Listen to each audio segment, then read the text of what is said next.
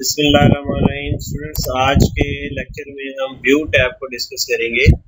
View tab जो होगा वो बेसिकली प्रेजेंटेशन को या स्लाइड्स को देखने के मुख्तलिफ अंदाज हैं। जैसे ये नॉर्मल व्यू इस तरह दिखाई देगा, आउटलाइन व्यू इस तरह दिखाई देगा। इसमें आउटलाइन आएगी, सारी जो चीज़ें उसके अंदर है लिखी हुई हैं वो भी आपको नजर आएंगी। तो इस तरह आप जो स्लाइड्स को स्लाइड शॉर्टर भी उस तरह छोटी स्लाइड्स नजर आएंगी और नोट पेज भी इस तरह नजर आएगी। यहाँ पे अगर कोई नोट भी आप लिख सकते हैं स्लाइड के साथ।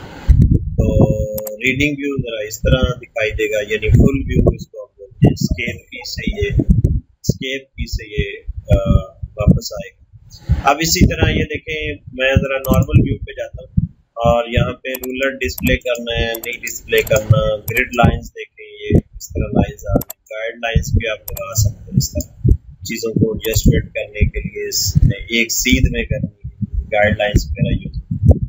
यहाँ पे देखें ये व्यू डायरेक्शन है, इसको राइट साइड पे आप ये पेन कर लें या लेफ्ट साइड पे कर लें तो वो भी आप कर सकते हैं। जूम है, जूम कितना आप करना चाह रहे हैं, 400 जूम अलॉट, और यहाँ से भी आप कर सकते हैं। फिट टू विंडो, इस तरह विंडो के ऊपर बिल्कुल स्क्रीन के ऊपर फिट हो जाएगा। अब देखें ये कलर्स वगैरह भी आप प्रेजेंटेशन को कलर्स में देख सकते हैं। ये देखने के मुख्तलिफ अंदाज है। जैसे ग्रे स्केल में हम इनको ब्लैक एंड वाइट और इस तरह हम देख सकते हैं। बैक टू कलर व्यू पे इस तरह आ जाएगी। तो व्यू के अंदर इस तरह ब्लैक एंड वाइट व्यू भी होता है, तो वो भी आप डिफरेंट व्यूज हैं वो भी आप देख सकते हैं।